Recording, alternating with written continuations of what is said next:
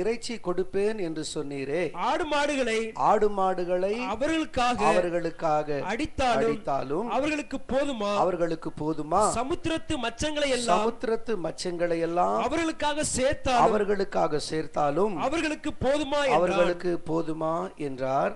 அதற்கு கர்த்தர் மோசேயை நோக்கி கர்த்தருடைய கை குறுகி இருக்கிறதோ என் வார்த்தையின்படி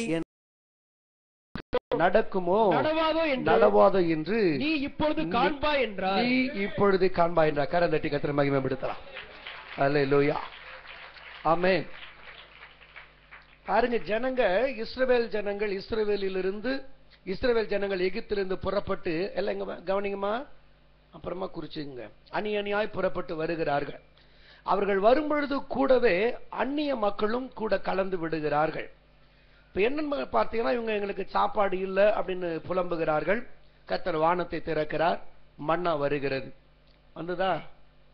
வந்ததா இல்லையா? புதுசா கேட்கறவங்க மாதிரி பாக்குறீங்களே. வந்ததுன்னா தெரிஞ்சா ஆமான்னு சொல்லணும். எப்படி தலையாத ஆட்டுங்க.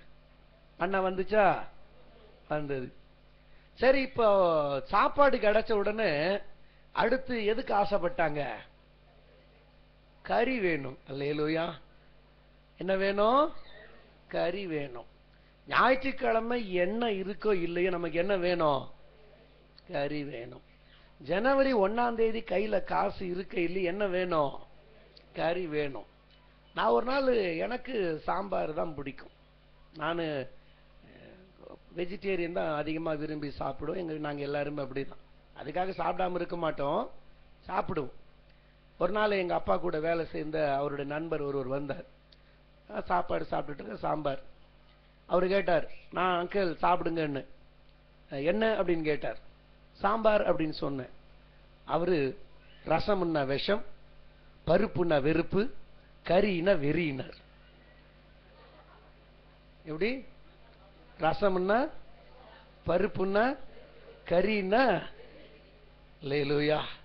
கறினால அப்படியே சில பேருக்கு அப்படியே நாக்கு வர முடியும். நேற்று கூட யாரோ சொன்னாங்க, அப்படி கீழே ஒரே பிரியாணி வாசனை அப்படியே தூக்குது அப்படின்றாங்க. அல்லேலூயா. சந்தோஷமாக இருக்கும். இப்ப இந்த ஜனங்களும் அப்படிதான். மன்னாவை சாப்பிட்டாங்க, அது தேனிட்ட பணியாரம் தான். ஆனாலும் மக்களுக்கு என்ன வேணும்? சத்தமா என்ன வேணும்? இறைச்சி வேணும். உடனே நாங்கள் எகிப்தை நினைத்து பார்க்கிறோம். எகிப்தில் இரும்பொழுது கறி சட்டியை பக்கத்திலே உட்கார்ந்து கொண்டிருந்தோம்.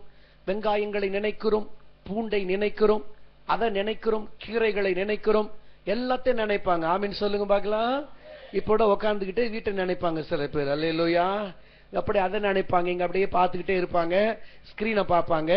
இந்த ஸ்கிரீன் நல்லா இருக்கு, இதே மாதிரி நம்மளும் போய் வாங்கணும் அப்படின்னு அதை பார்ப்பாங்க. இந்த சீரியல் செட்டை பார்ப்பாங்க. நாம கூட போயிட்டு நியூ இயர்க்கு இதே மாதிரி சீரியல் செட்டை பார்க்கணும்னு இதெல்லாம் பார்ப்பாங்க. அல்லேலூயா. அப்படியே சட்டையை பார்ப்பாங்க, நல்லா இருக்கு, நம்ம கூட இதை போய் என்ன பண்ணலாம் சொல்லுங்க, வாங்கல, நீங்க இல்ல இவங்க. அல்லேலூயா. இப்படி ஒரு ஆசை வந்துடும். இந்த இஸ்ரவேல் மக்களுக்கு இதுதான். திடீர்னு புலம்ப ஆரம்பித்து விடுவார்கள். ஆண்டவர் இவர்களை எந்த குறைவு இல்லாமல் நடத்தினாலும் கூட ஜனங்களுக்கு எப்பொழுதுமே ஆசை, இச்சை. அல்லேலூயா. இச்சை, எதை பார்த்தாலுமே ஆசை. பார்க்கும் போதெல்லாம் ஆசை. உடனே புலம்ப ஆரம்பிக்கிறார்கள், அழ ஆரம்பிக்கிறார்கள். ஆண்டவருக்கு துக்கமாக இருக்கிறது. ஆண்டவர் சொல்றாரு, நாளைக்காக உங்களை பரிசுத்தம் பண்ணிக் கொள்ளுங்கள். ஆமீன் சொல்லுங்க பார்க்கலாம். அல்லேலூயா. நமக்கும் கர்த்தர் நல்ல ஒரு வார்த்தையை கொடுக்கிறார். நம்மையும் கூட நாளைக்காக பரிசுத்தப்படுத்தும்படியாக கர்த்தருடைய ஆவியானவர் கிருபை பாராட்டு. ஆமீன் சொல்லுங்க பார்க்கலாம். அல்லேலூயா. நிறைய பேருக்கு வேலை இருக்கு, இது வீக் டேஸ் இல்லையா, வேலை இருக்கும். அப்படி இருந்தும் கூட கொஞ்சம் பேர் மக்கள் எப்படியாக தேவ சமூகத்துக்கு வந்து புதிய ஆண்டை காணும்படியாக நம்மை தகுதிப்படுத்திக் கொள்ளும்படியாய், நம்மை ஆயத்தப்படுத்தும்படியாக வந்து இருக்கிறோம். ஆமீன் சொல்லுங்க பார்க்கலாம். அல்லேலூயா. கர்த்தர் சொல்ற, நாளைக்காக ஆயத்தப்படுத்திக் கொள்ளுங்கள், நாளைக்காக பரிசுத்தப்படுத்திக் கொள்ளுங்கள். நான் நல்ல இறைச்சியை கொடுக்க போகிறேன். 1 நாள், 2 நாள், 5 நாள், 10 நாள் கிடையாது, ஒரு மாதம் முழுவதும் நீங்கள் இறைச்சியை சாப்பிடுவீர்கள் அப்படின்னு கர்த்தர் என்ன சொல்றாரு? கதை சொல்றாரா? அப்ப என்ன சொல்றாருன்னா என்ன சொல்லணும்? எல்லாம் சொல்லுங்க. கர்த்தர் என்ன சொல்றாரு? வாயை திறந்து சொல்லுங்க பார்க்கலாம். கர்த்தர் வாக்குத்தத்தம் கொடுக்கிறார். நம்ம ஆண்டவர் எப்பவுமே தம்முடைய பிள்ளைகளை தேற்றும்படியாக வாக்கு கொடுக்கிற நல்ல தேவன். கரந்தட்டி மகிமைப்படுத்துவோமாக. ஆண்டவர் பேசினாலே நம்ம சந்தோஷப்படும்படியாக தான் பேசுவார். ஆமென். சில நேரங்களில் பாவம் இருக்கும்போது கண்டித்து உணர்த்துவார். பாவத்தை குறித்தும் நீதியை குறித்தும் நியாய தீர்ப்பை குறித்தும் பரிசுத்த ஆவியானவர் கண்டித்து உணர்த்துவார். அதுக்காக ஆவியானவர் எப்ப பார்த்தாலுமே நீங்க அழிந்து போயிடுவீங்க, நீங்க உருப்பட மாட்டீங்க, நீங்க எல்லாம் அவ்வளவுதான், உங்க வாழ்க்கை அவ்வளவு, அப்படியெல்லாம் கர்த்தர் சொல்லிக்கிட்டே இருக்க மாட்டார். ஆமென் சொல்லுங்க பார்க்கலாம். சில கடினங்களை சொல்லுவார், சில காரியத்தில் நம்ம சரிபடுத்தும்படியாக கர்த்தர் பேசுவார். ஆனால் ஆண்டவருக்கு என்ன விருப்பம்னு கேட்டா இஸ்ரவேலை ஆசீர்வதிப்பதே கர்த்தருக்கு பிரியமாம். ஆமென் சொல்லுங்க பார்க்கலாம். அல்லேலூயா. இந்த 2013 வருஷத்தினுடைய கடைசி பகுதியில் 30ஆம் தேதி வந்திருக்கிற என்ன வாய் தர சொல்லுங்க, என்னை ஆசீர்வதிப்பது எங்க அப்பாவுக்கு பிரியம்னு சொல்லுங்க பாகலா. கரண் நீட்டி சொல்லுங்க பால, உயர்த்தி சொல்லுங்க பாகலா. இன்னைக்கு என்னை ஆசீர்வதிப்பது கர்த்தருக்கு பிரியம். பக்கத்தில் இருக்கிறவங்களை பார்த்து சொல்லுங்க, உங்களை ஆசீர்வதிக்கிறது கர்த்தருக்கு பிரியம். உங்க வீட்டுக்காரர் ஆசீர்வதிப்பது அது அவங்க மட்டும் சொல்லட்டும், கர்த்தருக்கு பிரியம்.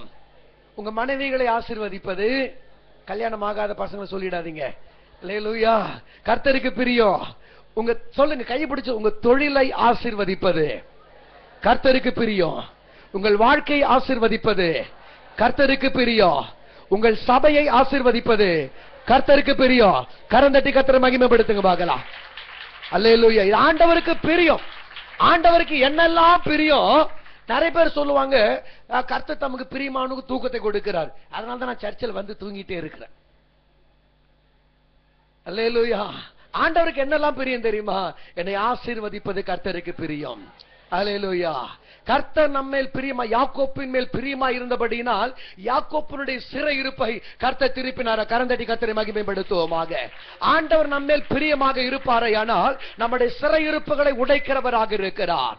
ஒருவேளை இந்த நாள் வரைக்கும் சிறைப்பட்டு வந்திருக்கலாம், கடன் சிறையிலே, வியாதி சிறைகளிலே, போராட்ட சிறைகளிலே, துக்கத்தின் சிறைகளிலே, வியாதிகளின் சிறைகளிலே சிறைப்பட்டு வந்திருக்கலாம். ஆண்டவருக்கு நம்மேல் பிரியம் இருக்கவையானால் இந்த ராத்திரி வேளை ஒருவேளை நீங்க இப்ப கையை தட்டும் பொழுது சிறையிருப்புகளை முறியடிக்கக்கூடிய ஒரு மகிமையின் தேவனை குறித்து தான்